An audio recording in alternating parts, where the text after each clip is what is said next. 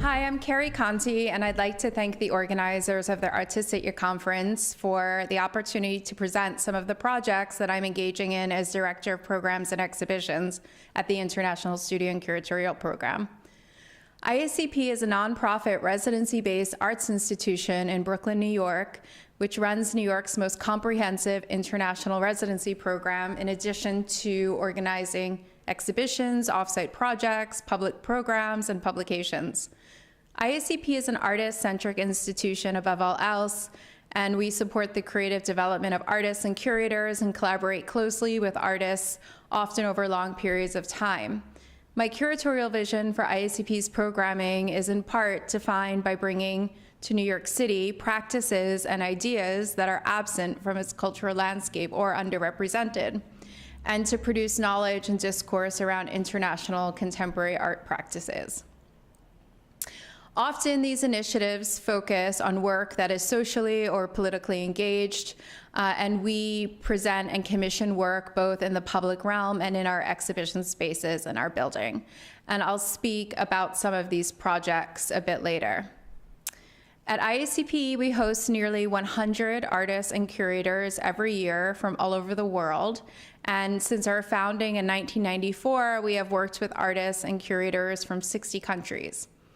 And so we are strongly committed to cultural exchange, especially now during the current political climate in the United States and around the world, where conservative and oppressive ideologies have taken center stage. Put simply, it is more important now than ever to break down walls and barriers and to engender cross-cultural discourse. In this regard, we also work hard to provide residencies for artists and curators from underfunded and underrepresented countries and regions. And residents are at ISCP for 3 to 12 months. During this time, they have studio spaces in our 20,000 square foot building, which is a former factory. So literally 40 artists and curators work alongside each other every day, which leads to a lot of incredible collaborations. They also have access to a lot of programs. When they're here, they meet with critics and writers, and each have an advisor from the New York art community. They participate in artist talks and open studios. We visit art institutions and museums together, and there are countless other community building initiatives. We've had quite a few socially engaged artists and residents at ISCP. The Astor Gates and Marinella Senatori are just a few. And our public programming, which is free and accessible to all, really dovetails our mission. We commission and present the work of both residents and non-residents in our public programming. So ISCP is located at the cross-section of several neighborhoods where arguably more artists live and work than any other area in New York City. This area has long-term and engaged communities who were here long before the artists, and we've often organized projects outside of our physical building in places such as local markets, community gardens, advocacy nonprofits, and other public spaces with our neighbors very much in mind. We also have a dedicated staff member who builds relationships outside of the arts in our community. So when an artist wants to work with groups or individuals outside of traditional art structures, ISCP can facilitate these connections in a very thoughtful and sustained way. This year, in 2017, we've already presented several projects that address significant political and social questions.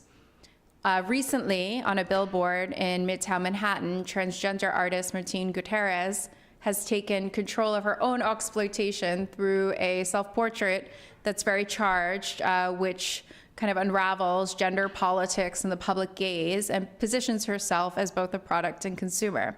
The artist Fran Illich has a project up now called Arito America Winter Plan, and that continues a collaboration that we've had for several years with Los Zorros, which is an affordable housing organization in the rapidly gentrified neighborhood of Williamsburg.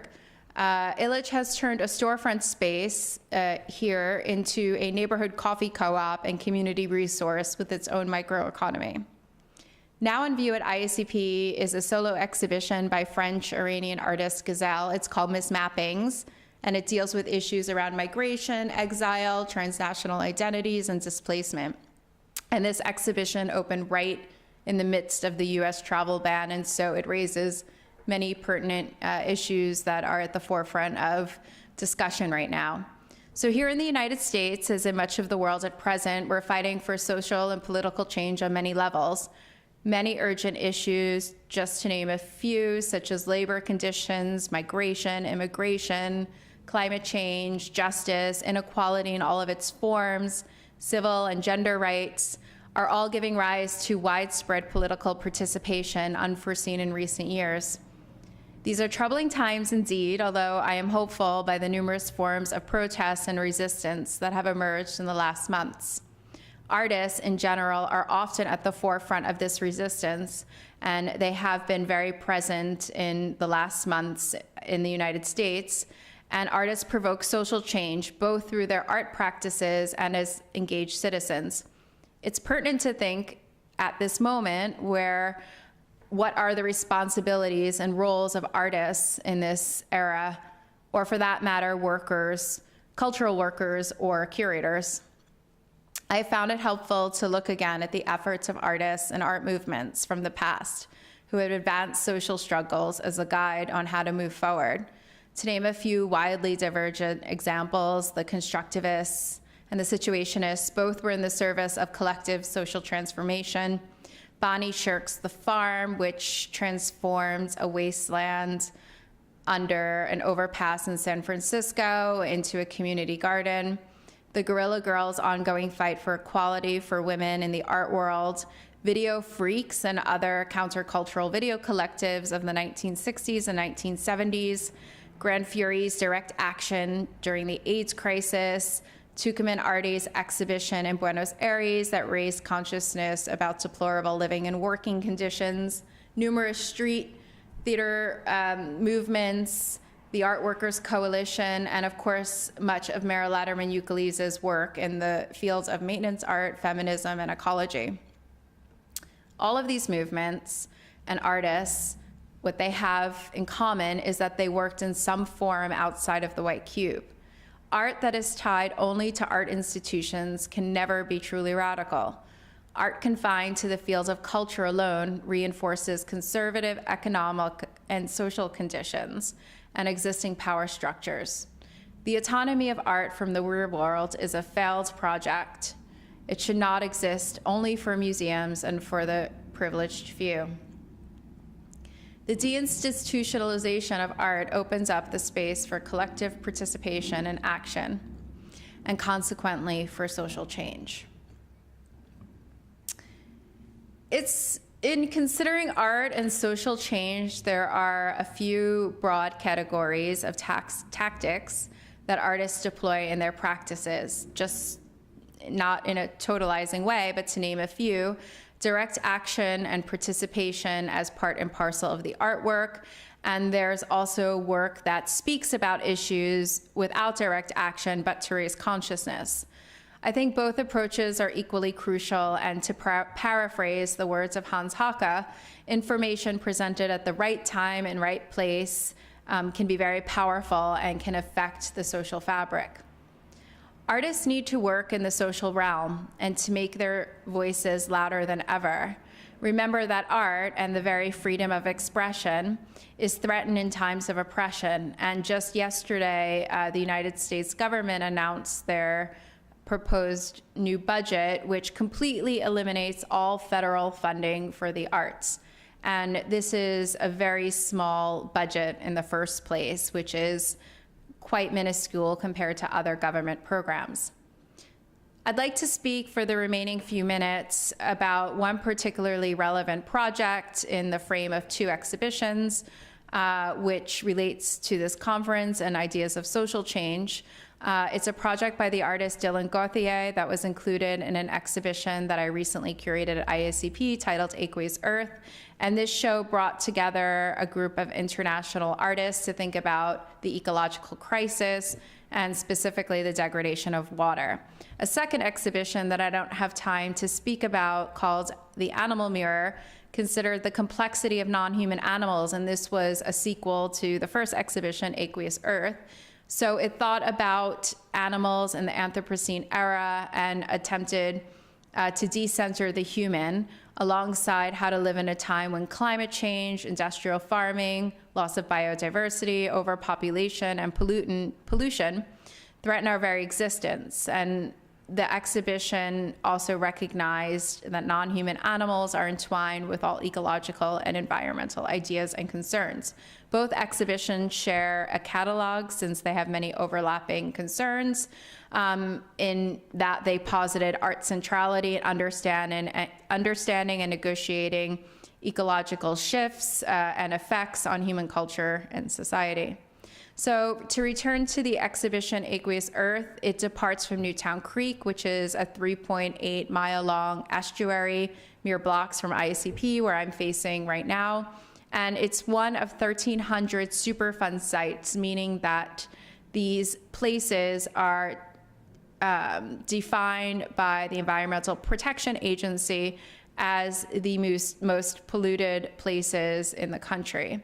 And a special fund has been given to them to ensure their remediation.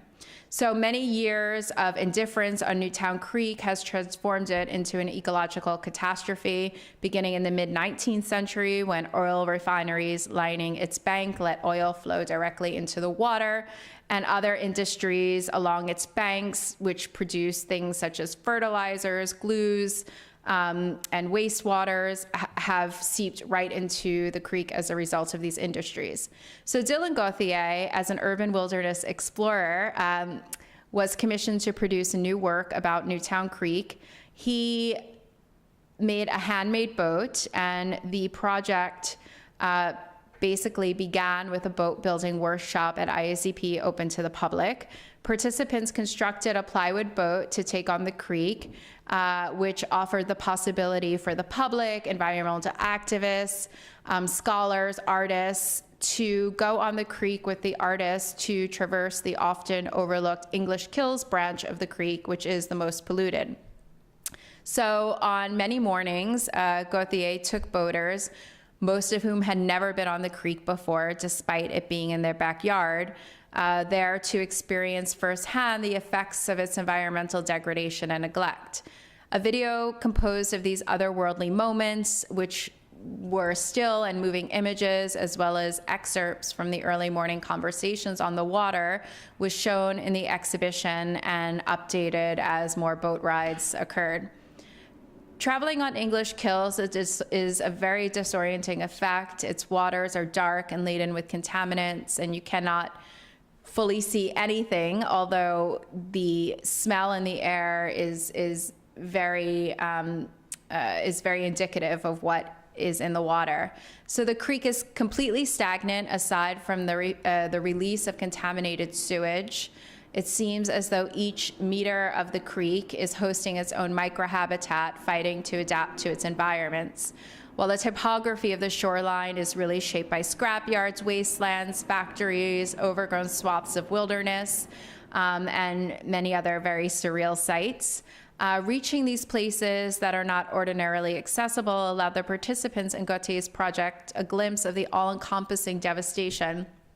And while doing this, it also offered the chance to reflect on possibilities for its future use and rehabilitation, while raising awareness of what's happening there and also providing the platform for very multidisciplinary conversations and reflection. So I'm going to end there, and I'm looking forward to hearing the responses, and thank you very much.